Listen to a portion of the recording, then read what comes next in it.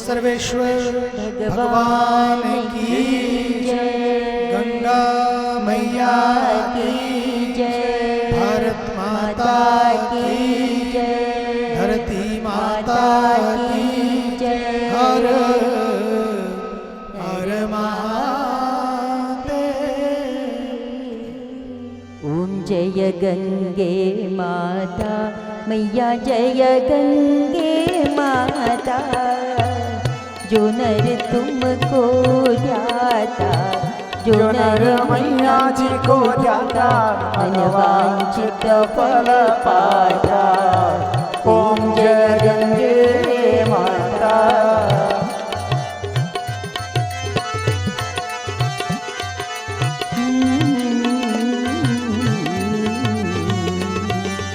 चंद्र सी ज्योत तुम्हारी, जल निर्मल आता, मैया जल निर्मल आता, शरण पड़े जो तेरे, शरण पड़े जो तेरे, सो नर तर जाता।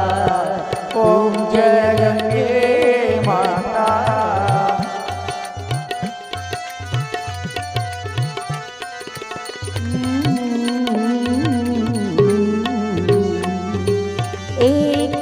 बार जो तेरी शरणागति आता, मैया शरणागति आता, यम के त्रास मिटा कर, यम के कष्ट मिटा कर, परम गति पाता। ओम जय गंगे माता।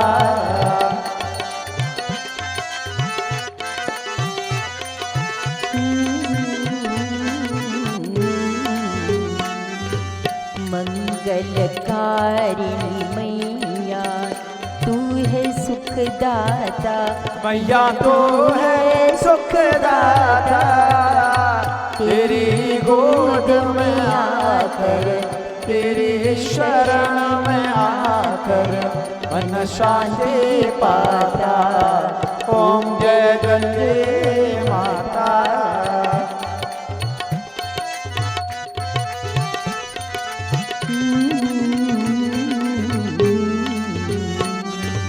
आरती मात तुम्हारी, जो जननित गाता, मैया प्रेम सहित गाता, दास वही है सहज में, भक्त वही है सहज में, मुक्ति को पाता।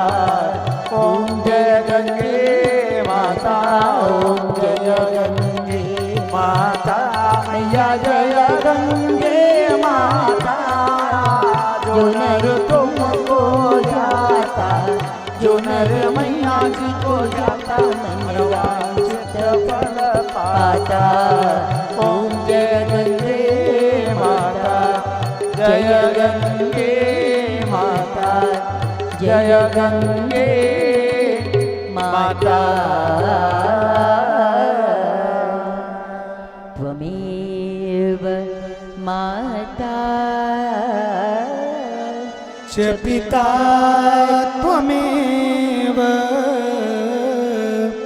त्वमेव बन्धुश्च सखा त्वमेव, त्वमेव विद्या द्रविणं त्वमेव त्वमेव सर्वं मम देव देव सर्वे भवन्तु सुखिनः सर्वे सन्तु निरामयाः सर्वे भद्राणि पश्यन्तु मा कश्चित् दुःखभाग्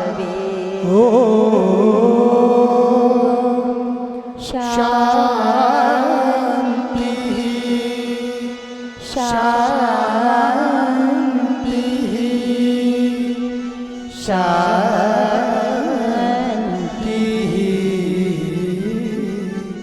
जय जय राधा रमण हरि बोल जय जय राधा रमण हरि बोल जय जय राधा रमण हरि बोल हरि बोल जय जय राधा रमण हरि बोल जय जय राधा रमण हरि बोल जय जय राधा रमण हरि बोल जय राधा रमण हरि बोल जय जय राधा रमण हरि बोल जय जय राधा रमण जय जय राधा रमण जय राधा रमण हरि बोल जय जय राधा रमण जय जय राधा रमण जय जय राधा रमण हरि बोल जय जय राधा रमण हरि बोल जय जय राधा रमण हरि बोल जय राधा रमण हरि बोल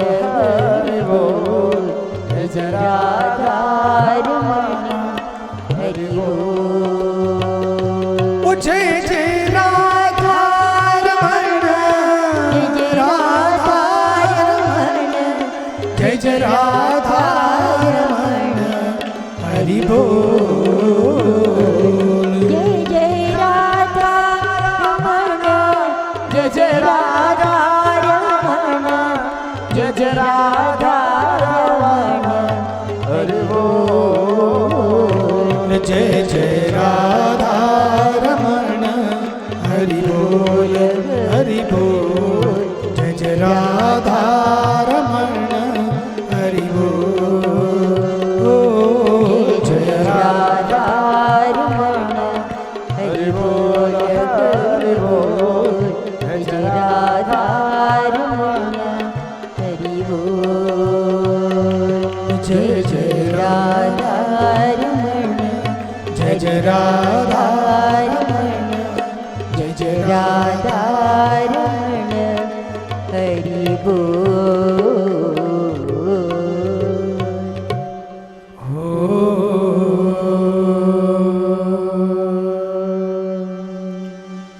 पूर्णमद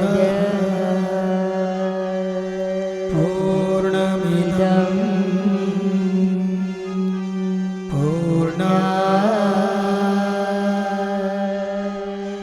पूर्णमुदच्यते पूर्णस्य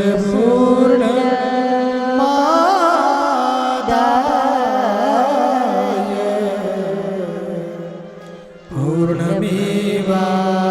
पूर्णमेवावशिष्यते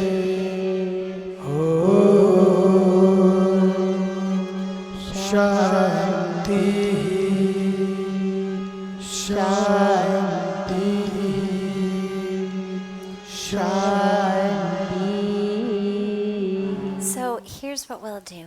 We usually start satsang with meditation. I didn't today because we started a bit late, but we'll end with it. So what I'll do is I'll take one more question, And then we'll end with a meditation together. Okay?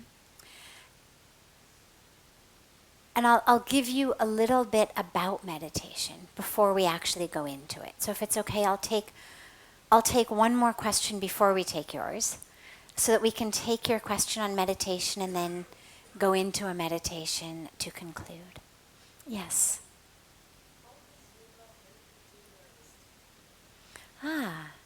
How does yoga help to change our destiny?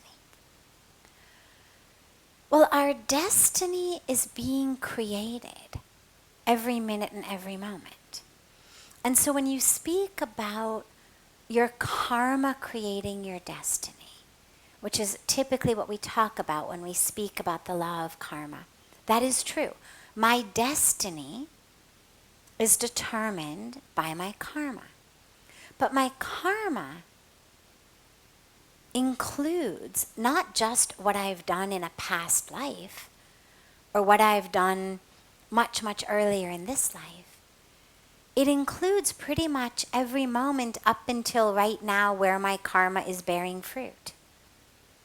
And so if I walk into the street and I bop someone on the nose and he bops me back on the nose, well, that karma bore fruit right away. Right? Now you could say, was that your karmic destiny to get bopped on the nose? It was, based on the fact that I walked out and I bopped somebody on the nose. So I did the karma of hitting somebody on the nose, thereby writing my karmic destiny that I was going to get bopped back on the nose. So some of it, yes, we can look back in past lives and say this is, some of it is earlier this life. There's 3 different types of karma that I won't go into in too much detail now, but it basically has to do with how long it takes to mature. Puja Swamiji speaks about them as long-term FDRs and short-term FDRs. Or in America, we say CDs. So what you put in the bank and you get back with lots of interest later on. Some of them are short term. Put them in for 6 months, 3 months. Some of them are long term, 5 years, 10 years. And you've got to wait in order to get your interest. Some of them are immediate. So one form of karma is I bopped the guy on the nose, he bopped me back. Karma finished. Another form of karma is I bopped a guy on the nose. He didn't do anything. I felt really kind of good because I had had all of this pent up stress and the act of going out and hitting somebody. Even though a part of my mind said that's a wrong thing to do, I did it. I was able to shut up the part of my brain that said that's a wrong thing to do. I felt an immediate energetic release. I decided this is great. And I then started, every time I got upset or stressed, I started hitting people. Well, slowly, that becomes a habit of mine. I then find myself in a situation where I hit someone. Maybe I break a nose. Maybe I give a black eye. I find myself arrested and thrown in jail. Now, even though it was the immediate karma of the person I hit that got me in jail, you could actually look back and say, actually, it was the karma that was building up. Because I could say, my God, it was just one bloody nose, really? One black eye? Like, I don't deserve to be locked up. Well, really what we're looking at is a pattern, a habit. The fruit of the karma was not just the last person I hit. That may be the legal karma. But the actual karma I'm getting is based on all of that. let's say I didn't end up in jail. Let's say I kept bopping people on the nose. Well, I die eventually. I come back. The situation in which I come back in my next life is going to be one where it's not about punishment, it's not about reward and punishment, but clearly there's a very important lesson I haven't learned about self-management. There's a very important lesson I haven't learned about being the slave of emotions or the master of emotions. There's an important lesson I haven't learned about looking at my emotions, all of that. And so I'm going to be born in a situation where I'm going to have to face that. And it may not be pleasant. And then we say, well, why did that happen? Well, that happened because 30 years before I died, I decided that it felt good when I hit someone the first time. I suppressed my conscience. I allowed myself to develop a bad habit. And the universe, with ultimately my awakening as the highest goal, is going to now throw me into a situation where I have no option but to come face to face with it. Short term, medium term, long term. Yoga changes how we think about ourselves and how we live. Yoga changes what we do and who we are. And so, since it changes how I think, it changes how I live, it changes my values. Long before I get into a practice of asana, if you look at the 8 limbs of yoga that Patanjali gave us, the founder of yoga, you can say, well, the first 2 limbs are the yamas and niyamas, the do's and don'ts. You could call them really a 10 commandments of a righteous life. So even if I don't do I don't go beyond those. If I simply incorporate the yamas and the niyamas in my life, non-violence, truthfulness, non-stealing, I mean, this is what they're rooted in. How I am with the world, how I am with myself, purity, right? All of these virtues. When I bring those into my life, then I now have a higher priority, a higher mechanism that's determining my habits. And therefore, what I do will change. And therefore, the fruit of the karma I'm going to get will change. So for example, if I'm living a life of yoga, and I go out and bop somebody,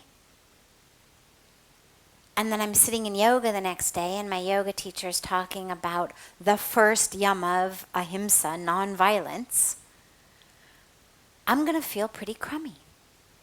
Oh my God, I hit somebody. And I'm going to repent. And chances are I'm not going to do it again.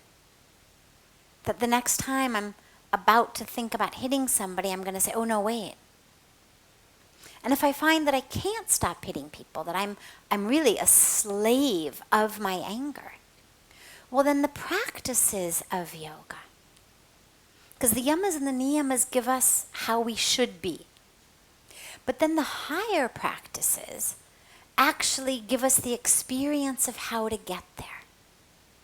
And so, okay, I may not necessarily be able to incorporate it all in the beginning, but then when I practice sincerely the other limbs, I have the experience of changing who I am.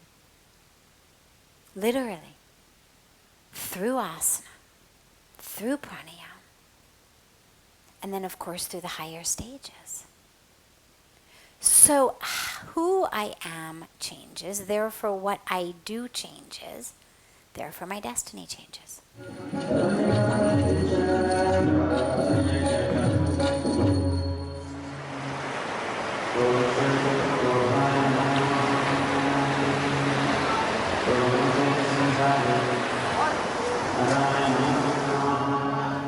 the scriptures, the teachings of yoga, of meditation, have been around a lot longer than smartphones. And I mention this because a lot of us blame sort of our current life, our devices that are beeping, our messages, our emails, whatever it is, as the reason that we can't focus. Whereas all that is a new form of distraction. But we were distracted long before Bill Gates and Steve Jobs and these guys came around and gave us mechanisms for our distraction. Distraction is a product of the human mind. And so the sages and the saints have been talking about a monkey mind long before we had things beeping and buzzing and pinging and ringing and, to-do lists that were 10 pages. The monkey mind is really a product of the human condition. And this is important to remember because a lot of us feel very badly about it. Why can't I focus? Well, welcome to the human condition. But what we have in the practice of meditation and yoga is tools to give us, to help ourselves focus, to help quiet the distractions. And so whether it's a practice of mantra, whether it's a practice of the breath, whether it's a practice of reciting a prayer, whether it's an open-eyed practice of staring at a candle flame or staring at an image of the divine, whether it's a practice of total awareness of everything, whether it's a practice of walking meditation. There's probably an innumerable, if you look at all the different lineages and all the different teachers and all the different sampradayas, of ways to still the mind. What's important, though, is it's not about stopping the mind. It's a very subtle but very important distinction. Spirituality and meditation does not make us dull. It's not about how to take this incredible tool that I have and squash it or pretend I didn't have it. It's about how to use it. Because of course it is your mind that enables you to focus on your breath. It is your mind that enables you to chant a mantra. It is your mind that enables you to keep your eyes open and watch a candle flame. So it's not that the mind is the problem. It's that I don't have any control over my mind. And so interestingly, we speak about the importance of mindfulness. Well, look at that word. We're not talking about mindlessness. It's interesting. When we say mindless, that's obviously not where we want to go. You don't want to be mindless. You want to be mindful. Which gives us a clue of what meditation looks like. Is the mind is full, but it's full of what I want it to be full of, rather than out of my control, rather than this monkey that's jumping around aimlessly. And what the mind becomes full of, and this is where it gets a little bit more paradoxic and subtle in a way, full of is space, but space that is full. So it's not full of to-do lists.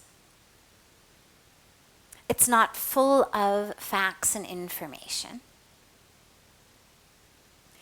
It's full of space. It's full of consciousness. And that's a very important distinction because meditation is not empty. So when we speak about a stillness of the mind, it's not a stillness that is just the absence of something.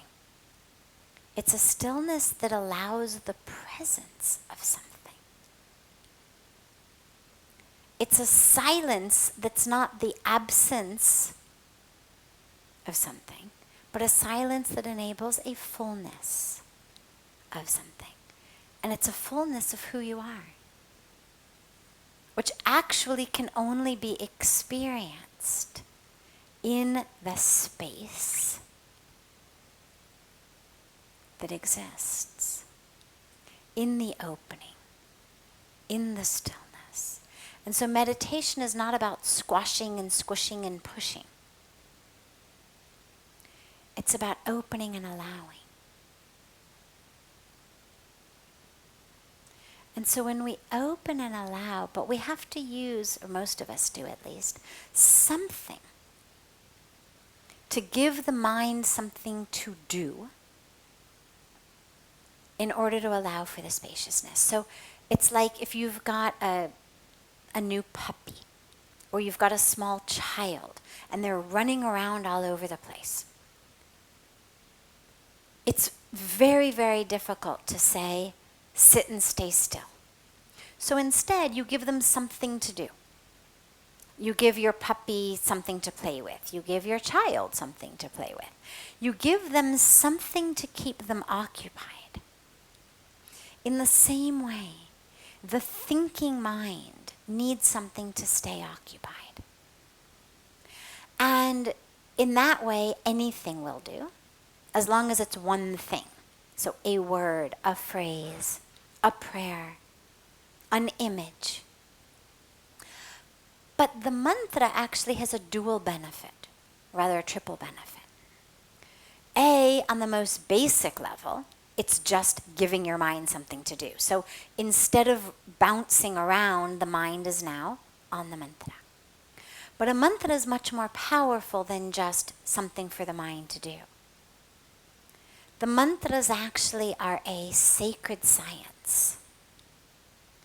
And the mantra becomes really, for me, on a very visceral level, it feels to me like the mantra feels like a life raft, that when I'm drowning in the nonsense of my own mind, I can hang on to it. And it literally carries me across that ocean, from contraction into spaciousness, from frenetic energy into stillness. So the mantra becomes this vehicle into where I'm going, into that experience. And so mantras are very, very, very powerful. So I would suggest a practice of meditation that includes a mantra. If you have one from a guru, nothing like it. If you have a guru but you don't have a mantra from him or her yet, ask for one. If you don't have a guru, open yourself to the possibility of having one. If you don't have a guru and you're open but one hasn't yet appeared, choose any mantra. Choose something that speaks to you. Choose something that when you chant it, you're not only chanting it with your lips, but you feel it in you. Chant that. And the breath is a very, very powerful anchor. The breath anchors us, and it grounds us, and it stills us. If you ever find yourself in a stressful situation, if you find yourself chaotic internally, bring the awareness back to your breath, and almost instantaneously, there's a grounding. Not the breath here, but the breath down here, low in the abdomen. If you're breathing deeply, low in the abdomen, you're going to be grounded. It just happens. It's physiological. There's something about bringing the breath low and bringing the awareness to it that brings about a stillness. So do a mantra, do the breath, and then just keep doing it. Yeah, it's hard to focus in the beginning, but just keep bringing the awareness back. Every time you notice that it's gone somewhere, just bring it back. Usually what most of us do is we notice it's gone somewhere, and instead of bringing the awareness back, we start to berate ourselves. Oh my God, you're stupid. Look at this. You can't even do this meditation thing. You know, you're never going to get anywhere. This spirituality thing is not for you. And, you know, where we just had a momentary thought that we ended up hooked into for a minute or 2 minutes or 8 minutes. Instead of that, we now have a total obliteration of our meditation because of how we've started yelling at ourselves. And of course, once you start yelling at yourself, then you're like, oh, forget this, might as well, you know, get up and do something. No, stay seated and do something. Stay there. And in the beginning, if you need to set an alarm, set an alarm.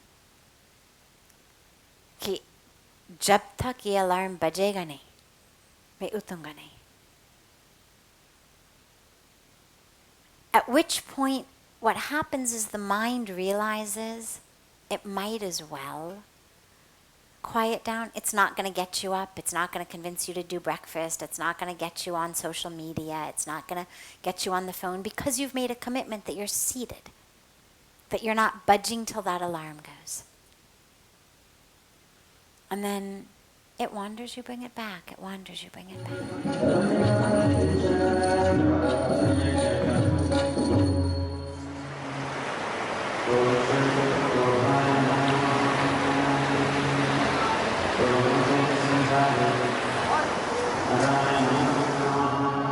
So, simply choosing happiness and peace doesn't mean that the external world has no bearing on us. We are energetic beings. We don't live in cocoons. I mean, sometimes we've created them. Sometimes we've literally built walls around ourselves. But we're energetic beings. We are constantly being impacted energetically by the world around us, which means that the world does impact us. So it's not that it has no bearing. It's that regardless of what is happening, I have the ability to choose peace and joy. But how do we do that, as you asked, in pain? Well, pain is different than suffering. And this is it's an important distinction. Pain is physical. Suffering is a choice. Now, again, simple, not easy. Physical pain happens to us, whether it's an accident, whether it's an injury, whether it's an ailment, whether it's a broken heart. Literally. We literally process a broken heart the same way, or very, very similarly to the way that we process broken limbs. When people say, I feel like my heart is breaking, it's painful. They're actually describing a very real physical phenomenon of what is happening in their brain.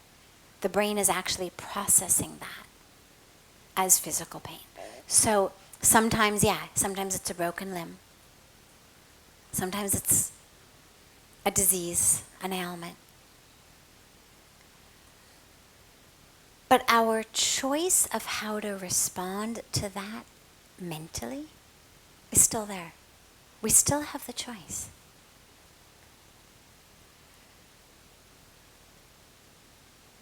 a very, very powerful practice in that state, because of course the pain when it's in my body feels like it's me, and the ability to distinguish the thoughts in my mind, the feeling in my mind from the pain in my body feels impossible. But this is where the practice of realizing I'm not my body is so powerful. We know you're not your body. And the way that we know that is, how old are you? Okay. So when you were 3 or 4, maybe 2, you started saying I, me, mine, right? Okay. That body was very different at 2 than it is today at 25. There's not even one cell of you today that was there at 2. When you were 10, you said I, me, mine. Again. But the 10-year-old body shared not one cell with the 2-year-old body and not one cell with your 25-year-old body. So the body keeps changing. But there is a consistency of I. We don't lose who we are and have to recreate who we are every time that we get a sunburn and our skin peels and we get new skin. Our skin sloughs off all the time anyway. We don't lose a sense of identity as our blood cells are regenerating. We don't lose a sense of identity as our organ cells are regenerating, which they do every several years. Literally, the entire body is regenerating itself constantly. But our sense of self is consistent. There is something that is not the body. And that something is a window into your true self. And so there's a practice which we speak about a lot in here. I won't take you through it now, but I'll just describe it quickly. Is a meditation practice called Neti Neti. And it's a meditation in which you literally, with your eyes closed, you go through and you say, I'm not my clothes. Okay, we all know that. I'm not my skin, I'm not my blood, I'm not my muscles. And this is obvious. There's not going to be a sense in you of like, wait, I don't buy that. You know you're not your muscles. You know you're not your blood. And I'm not my organs. And you just go deeper and deeper. And then you move into the part of your body that's above the neck. I'm not my emotions. I'm not my thoughts. And again, the way that we know that is they constantly change. We say, I am angry. Well, I can't be angry because 10 minutes ago, there was no anger, but I was there. So if I were angry, then I would have been angry for the last 25 years consistently. But I've only been angry for 10 minutes, so I is not angry. I'm not my thoughts, because they keep changing. They come, they go, they come, they go. There's this space between them that's minuscule but existent. I don't cease to exist in between my thoughts. So you get more and more and more subtle of what you're not, what you're not, what you're not. Until you come into a spaciousness that creates the space for that grace that gives us an experience of who we really are. And it's a powerful practice for anyone, but it's especially a powerful practice if you're dealing with challenges of the body, pain in the body, because it helps you know you're not that. Another specific meditation practice that I did when I first came here, we have prayers in the morning that go from 5 in the morning to 6 in the morning. And when I first arrived in India, it was the end of the summer season. It was very, very crowded. And it's a hall like this, and everybody sits on the ground, but they've got women on one side, men on the other side, and it was very close. And of course you have to sit cross-legged. You can't put your feet out in front of you. There's nothing to lean on. And I wasn't used to sitting cross-legged for very long on the floor. And it goes on for an hour. And I discovered that after about 25 minutes or so, I had to change the cross of my legs or it just hurt too much. There were days in which it was so crowded that there wasn't really the space to do that. Or some days I would just decide to play with myself, even if there was the space to do it, but I would just test myself and see. And what happened was I would start to get pain. Very, very bad pain in my hips. They would start to burn, literally. It felt like someone had lit a match under my hip. And in the beginning I felt like, well, I can't sit here and meditate while this is going on. My entire attention was, oh my God, my hip. And then you're trying to fight it, and of course that doesn't work. But I then developed a technique, which I just sort of invented sitting there, which was I started looking at it. Instead of trying to avoid it, instead of trying to push it away and run from it, because it got to the point where it was too painful. There was no way. My meditation just was not strong enough to coexist with feeling like there was a fire under my leg. So I then did the opposite, and I turned around and I literally looked at it. And I made that my meditation. I just delved as deeply as I possibly could, not into the emotional stuff. Not into the, oh my God, why was I born in a white Jewish family instead of an Indian family? Look how easily these people can sit on the floor. That's not fair. Oh my God, why did my karate instructor, when I was a kid, we did this and it messed up my hip and I really should have, practiced yoga longer, but not that. Just the actual experience of pain. Not the analysis of it, not the judgment of it, not the story of it, just the existence of it. And I turned my attention to that. And I watched it. And what I discovered was, the more I watched it, the less it hurt. Didn't go away completely. But the pain was exacerbated by me running away from it. And the minute I decided, okay, we're in this together. And I then started actually, and this is just a personal thing, but I then started actually sort of taunting it. And I would say, is that all you got? Come on, really? You can't get any hotter? See, look, you're burning and I'm still here. Come on, you can get a little hotter than that. And I started just playing with it. And what I discovered was the more I did that, the more it dissipated. And interestingly now, that was 22 years ago, interestingly now, physics, quantum physics is talking about something they call the observer effect, which I won't go into all of that. I love the science, but the observer effect basically says that things change based on being watched, based on who's watching them. We used to talk about how we had waves and particles. We had matter and we had energy, and everything was either wave or particle. Quantum physics then started talking about how actually, well, sometimes waves become particles, and sometimes particles become waves. Sometimes it's not quite as cut and dry. But now they're talking about how actually being watched and by whom